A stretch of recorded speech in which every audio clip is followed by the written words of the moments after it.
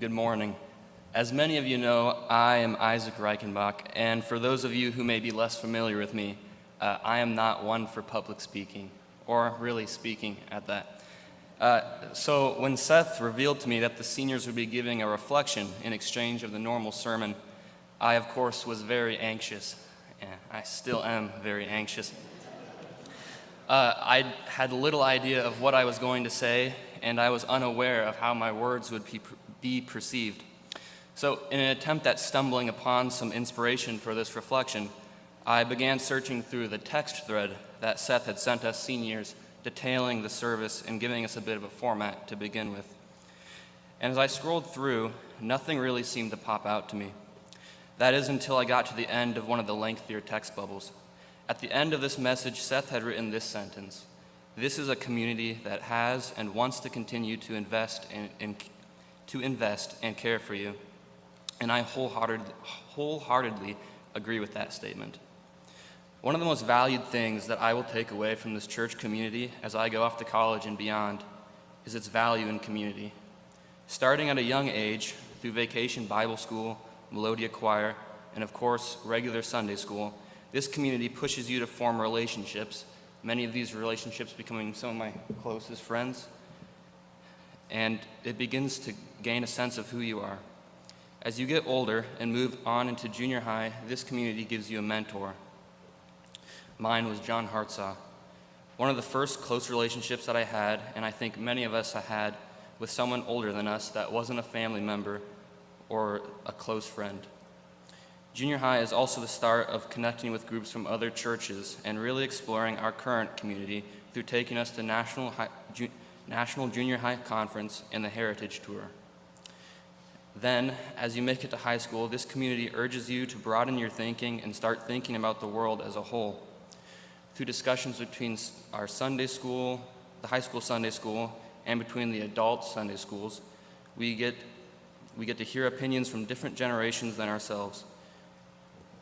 Then, through high school and work camps, through work camps and CCS, we again get to open up to communities beyond our own and hear real-world testimony of all that is happening, good and bad, within our country and beyond its borders. And so, I thank you for this opportunity.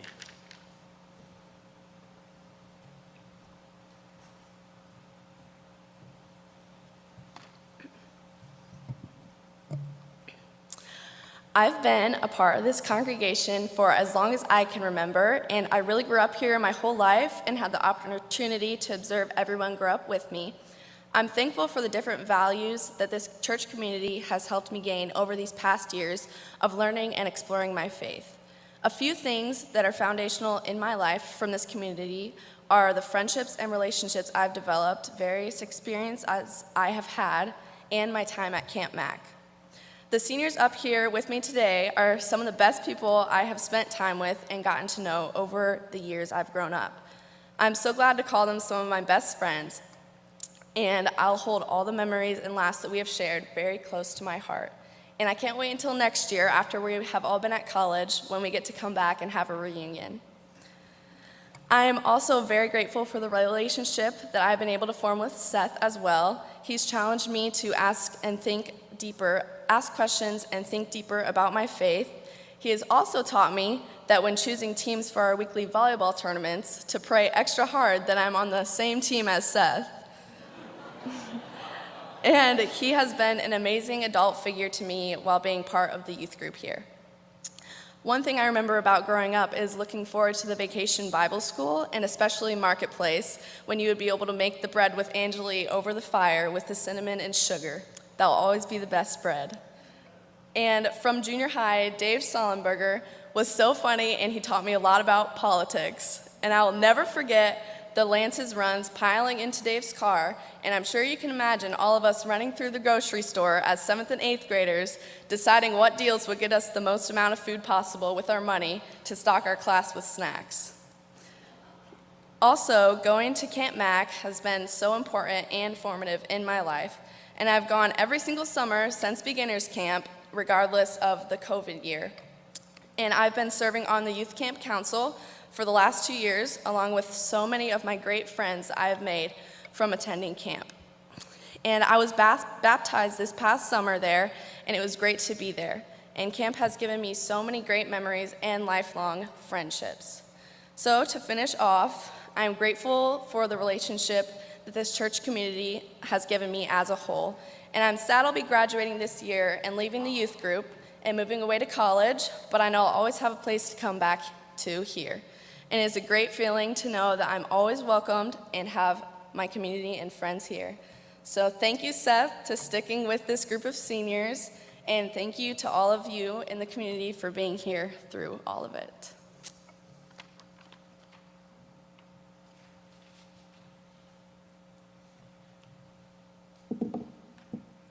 Hello, everyone. Good morning. My name is Ethan Espeset.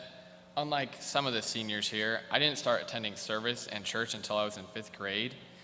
And I was very nervous when I first began attending service about maybe feeling out of place and alienated, but there was never a time I didn't feel welcome and supported. This community truly felt like home for me, and I went from some unfamiliar faces to people I couldn't imagine not having in my life. This community truly felt like home for me, and this became a place I was truly proud to say I was a part of.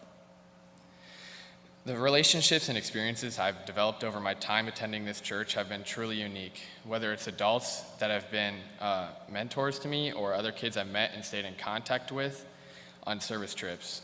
So I would just like to give a few shout outs to the people who've helped me get to this point and whose life lessons I will take with me onto the next stage of my life. First, I'd like to shout out Jim Chinworth for putting up with 7th and 8th graders as we traversed the eastern part of the United States. We were a pretty rambunctious group, and I know that was no small task from firsthand experience. So I would just like to thank him for that.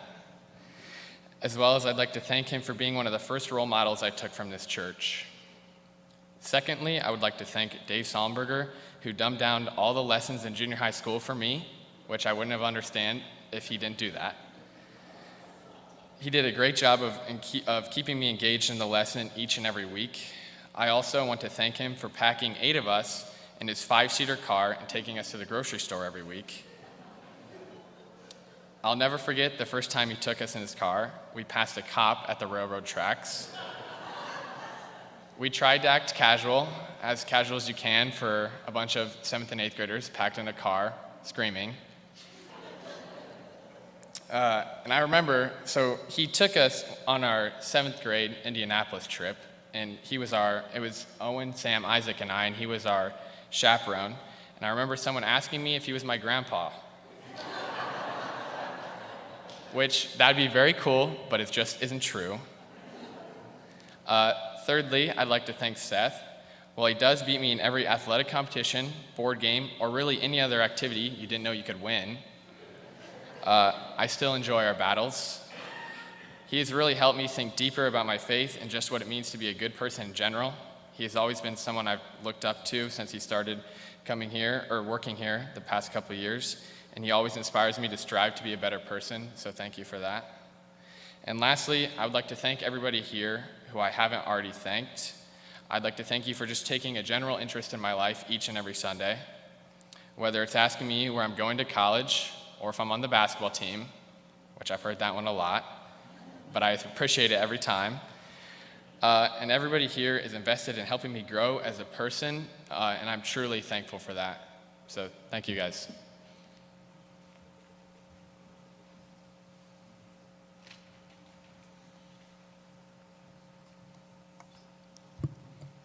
So I actually started attending this church when I was actually a freshman in high school. So I was starting out around the same time that Seth was. Even though I had grown up here my entire life, I never really attended church as frequently before that. And before then, I had listened in on other church services at other churches for whatever reason, whether it was friends or other. But after each one, I always felt slightly uncomfortable. They never really had a clear message, or they always threw hate at others, and it just didn't feel right for me. I was hesitant at first coming here because in my young mind, I thought it was going to be the same as the others. But I still gave it a go. And the first foundational thing that I noticed here was the amount of diversity.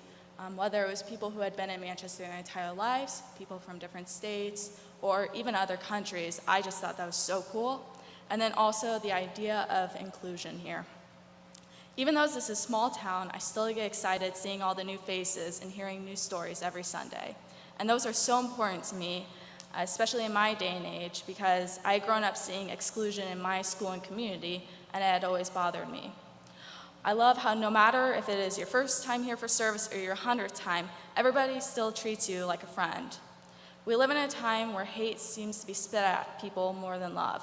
But I always feel safe here, never worrying if someone is judging me for what I wear, how my hair looks, or even who I'm talking to. That's why it's so foundationally important to me, and why I'm so grateful for all the good that has come out of being here these last 4 years. I love this community, and I especially love all the people here at the church. So thank you so much.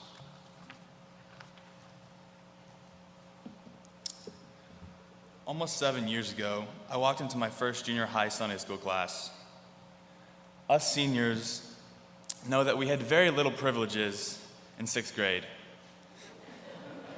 Dave Sollenberger and the 8th graders had a set of rules that seemed very oppressive. We weren't allowed to open windows, refill on snacks after a certain time, and our vote counted as 1/2 of the 8th graders. That didn't threaten me, though. For the first time, it felt like I was being treated like an adult and actually listened to. The one thing I've always liked about Sunday school is, number one, if you don't know the answer to the question, there's a good chance it's Jesus. Secondly, there is no wrong answer. Anybody's opinion is listened to, and nobody's afraid to share their opinion because there are no judgments here. There are no wrong answers.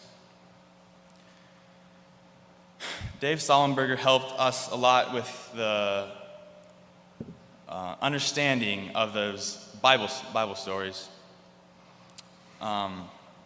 He made it actually interesting for us 7th and 6th graders, which is actually really hard if you don't remember being a 6th grader. Your attention span is going crazy. So he would improvise most of the stories and keep them funny and comprehensible for our little brains.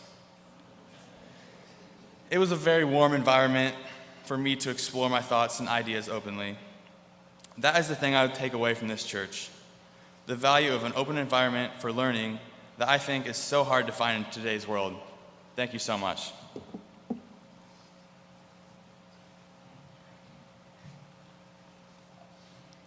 I didn't necessarily grow up in this congregation, but I've grown up in the Church of the Brethren. And for me, this has given me a strong appreciation for community. I remember finding community at church before I even understood what the word meant. When I was really little, my mom was the children's pastor at our old church, and so some of my first memories are of it as a second home. I remember playing in the hall with the senior pastor and helping fold bulletins in the office. I always knew church was a safe space.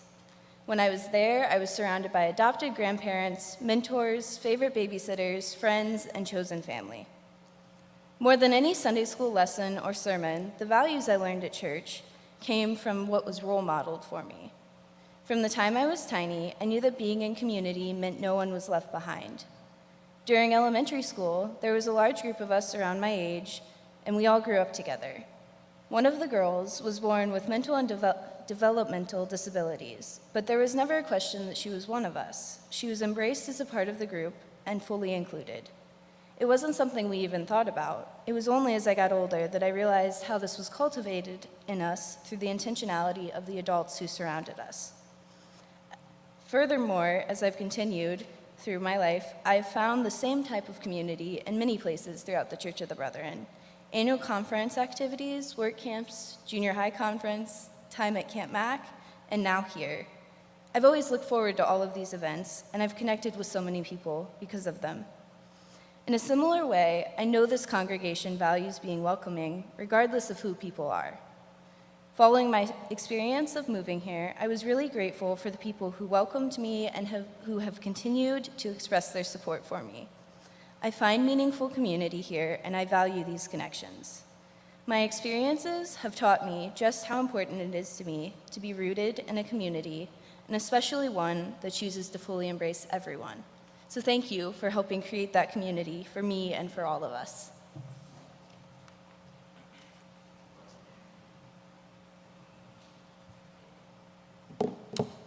Hi, my name is Sam Hupp. I'm pretty sure that nearly all of you here have known me for a long time, but for those of you who don't, I'd love to meet you.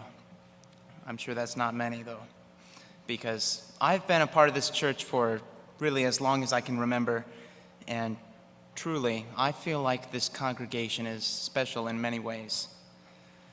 Firstly, our denominational Anabaptist and pacifist traditions have impacted and shaped my views and personal philosophy more than anyone could imagine. I truly believe that the Church of the Brethren offers a theological perspective that is hardly found anywhere else. For some people in different denominations, in my experience, they have found it difficult to grasp the idea of a peace church and how integral it is to our core teachings. But the lessons we have here have only strengthened and diversified my other views. This past winter, maybe 5 months ago, I was approached by an Army recruiter over text message. I'm not quite sure how they got my number, as I thought I'd been blacklisted, but I ended up responding that it wasn't an interest of mine on the basis of moral and religious opposition to their processes. At first, the recruiter thought that I was making an excuse to avoid the hard work of being in the military. However, I eventually succeeded in explaining things. This little encounter shed some light for me on how differently we view militarism in relation to Christianity compared to many of the other churches in our area. This difference stems back to the teachings of the original Brethren several centuries ago. On top of these sect-wide views, I've always felt that our congregation here in this church was unique among but the other Church of the Brethren.